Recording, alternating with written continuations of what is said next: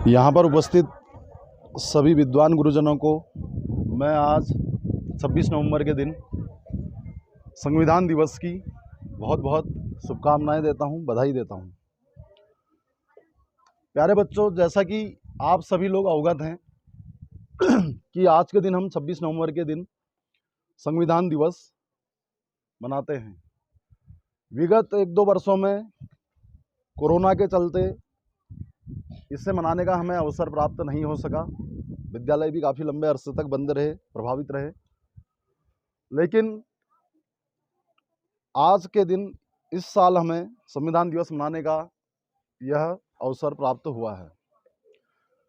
तो इस दिवस को मनाने की जो आधारशिला रखी गई वह वर्ष 2015 में सबसे पहली बार इस दिवस को मनाया गया। 26 नवंबर 2015 को पहली बार संविधान दिवस मना था।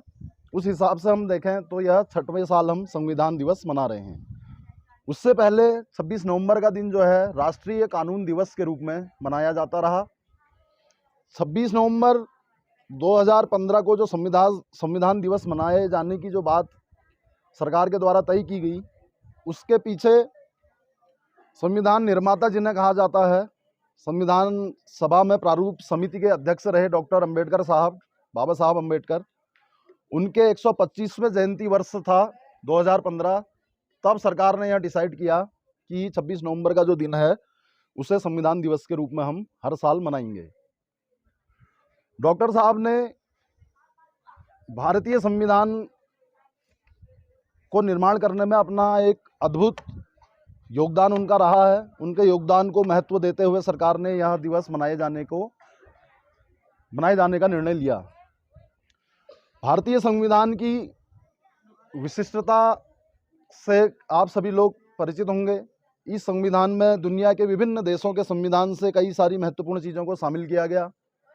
जैसे कि मेरे पहले के प्रवक्ताओं ने आपको कई सारी चीज़ें बताई। मौलिक अधिकारों को इनमें शामिल किया गया है, मौलिक कर्तव्यों को शामिल किया गया है, नीति निर्देशक तत्वों को शामिल किया गया है।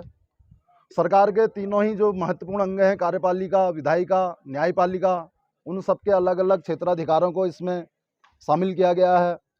उनके महत्वपूर्ण जो पदाधिकारी हैं हमारे सरकार में, शासन प्रशासन के, उन सभी के कार्य क्षेत्रों को निर्धारित किया गया है। उनका सीमांकन भी किया गया है। अधिकारों के साथ में दायित्वों का भी निर्धारण किया गया है। तो बच्चों, यह दिवस मनाने जाने का महत्व यही है कि आप अपने संविधान के बारे में जानें, उन महापुरुषों के योगदान को समझें जिन्होंने ऐसा विशिष्ट संविधान बनाकर तैयार किया जो 125 करोड़ देशवासियों को आपस में एकजुट रख सके।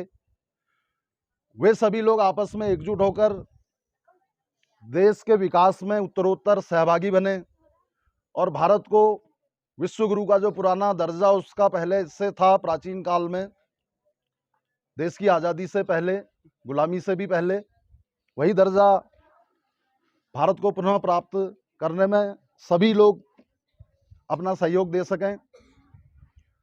संविधान में प्रत्येक वर्ग को, प्रत्येक व्यक्ति को, महिलाओं को अधिकार दिए गए हैं।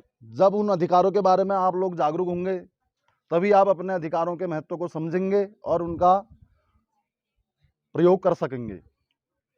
यह दिवस मनाने के पीछे सबसे महत्वपूर्ण जो अवधारणा रही वो यही रही कि आप अपने अधिकारों के बारे में जागरूक हों, जो कि संविधान के द्वारा आपको प्रदत्त किए गए हैं। आमतौर पर जो कम पढ़े लिखे लोग हैं या ज़्यादा रुचि नहीं रखते हैं पढ़ने लिखने में, समझने में, देश विदेश के बारे में, तो उन्हें यह जानकारी नहीं होती कि हमारे पास कौन कौन से अधिकार हैं, क्या क्या हमारे एक नागरिक होने के नाते देश के प्रति कर्तव्य हैं। तो भारतीय संविधान के द्वारा भारत के प्रत्येक नागरिक के लिए कुछ अधिकार दिए गए हैं, मौलिक अधिकार दिए हैं।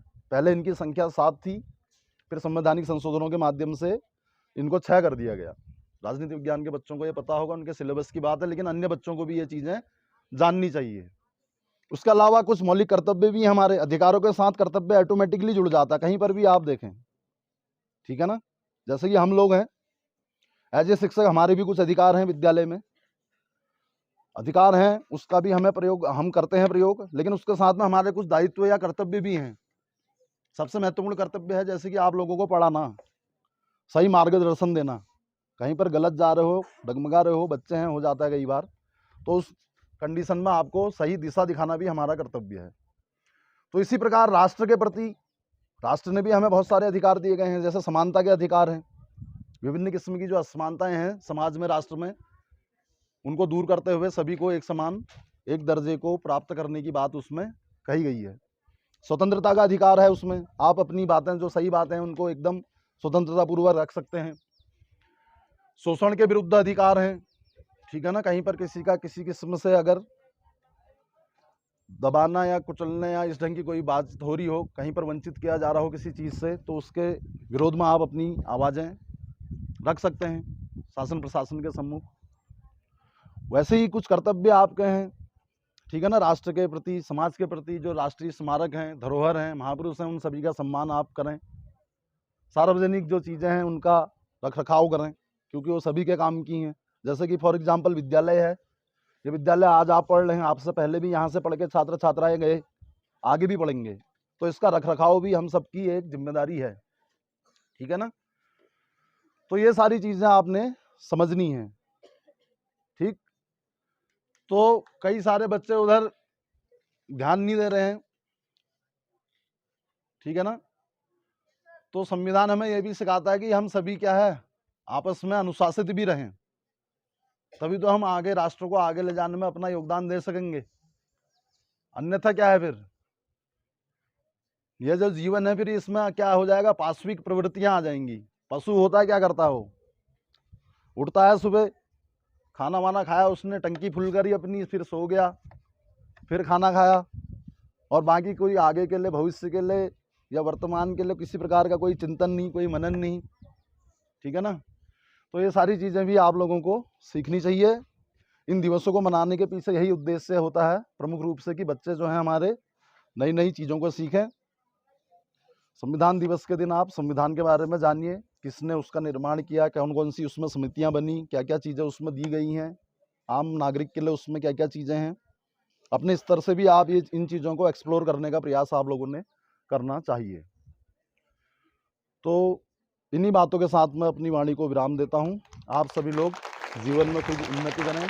धन्यवाद।